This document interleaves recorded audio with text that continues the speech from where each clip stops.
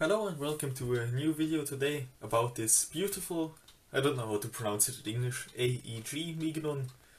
I will just pronounce it in German, AEG Mignon, Model 4 from 1924, in beautiful condition as you can see. And yes, those typewriters are, I don't want to say pretty common, but they are not that rare as for example other index machines here in Germany, but I guess they're pretty rare in other parts of the world. Yes, the AEG Mignon was built in the early 20th century till I think it was 1929 or 1930, so a pretty long while, and yes, that's why there are so many AEG Mignons still here in Germany. And yes, I got one in, as I already mentioned, astonishing condition and with a Fraktur typeface. So it also has a special typeface a lot of people are looking for, and yes, here's a pretty nice Fraktur typeface. Yes, in this video I will explain all the functions of the typewriter because they're a bit different than for example type bar machines. And yes, let's just start right away. So the whole typewriter has 3 keys. So on the right side you have your backspace. Just the Mignon Model 4 typewriters have a backspace. The Model 3 and the earlier models don't have a backspace. So the backspace is the new function that the Model 3 didn't have. So the next key is this one. This is your typing key. So there's not the keyboard, there's your index here. As you can see, the letters are printed here, and you can put your index on each letter you want to type. You can also switch your typefaces. That's the special thing about the Mignon. So you can easily switch your typeface here and your letters down here.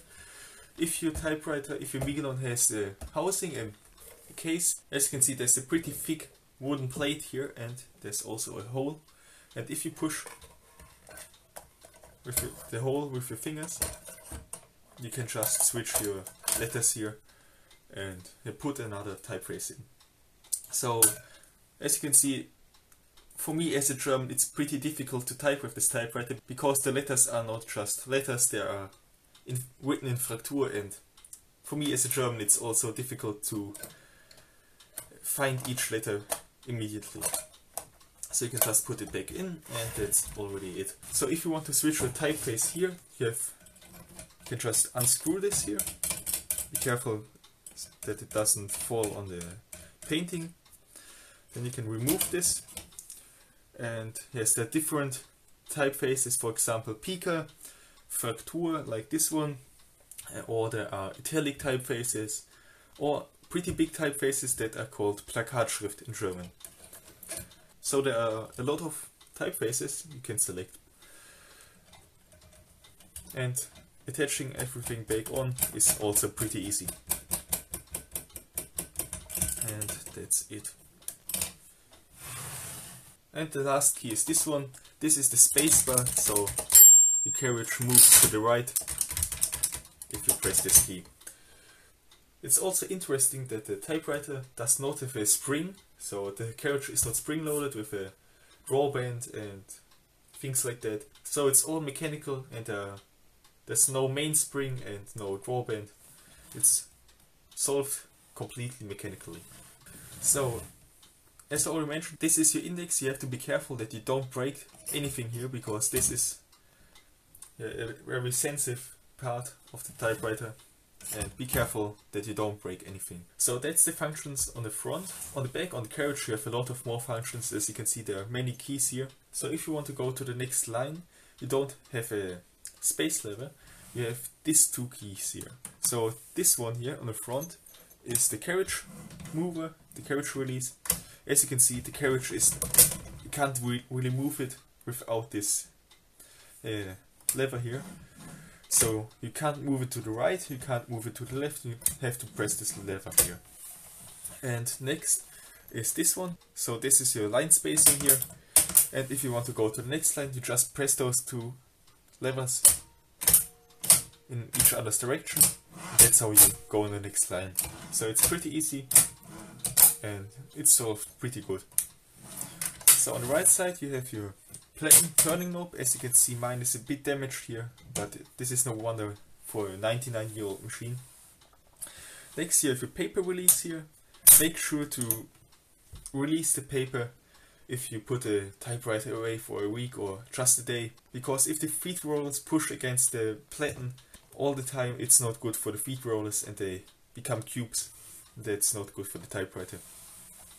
Next you have your spaceline selector here.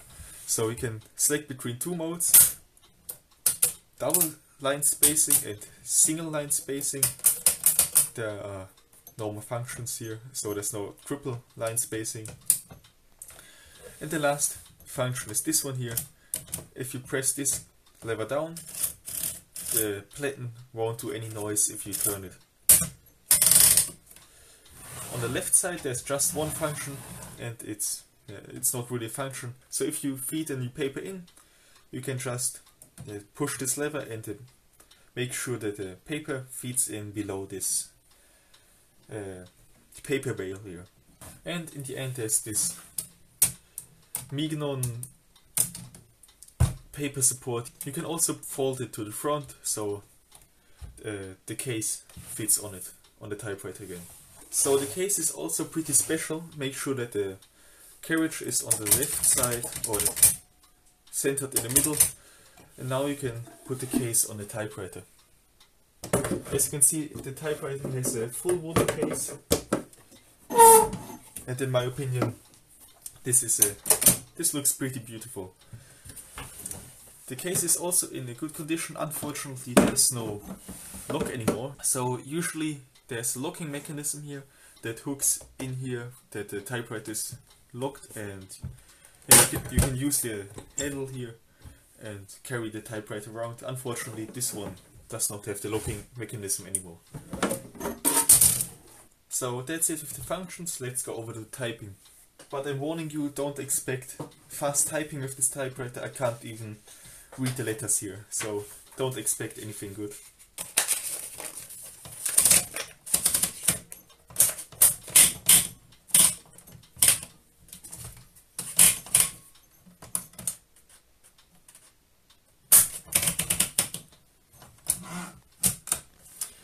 A function I forgot to name or to show you are the margins. So there's the right margin here and the left margin here, and as you can hear there's also a bell that warns you that your line is going to an end.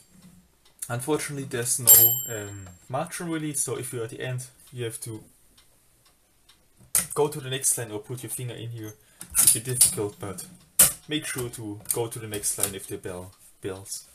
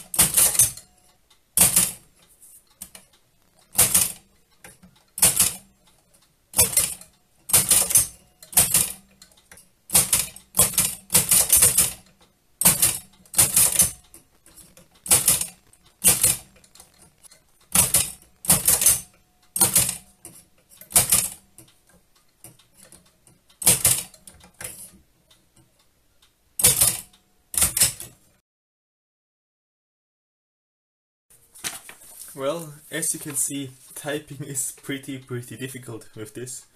Typewriter, I spent I think 7-8 minutes for typing 5 lines, so it's almost nothing.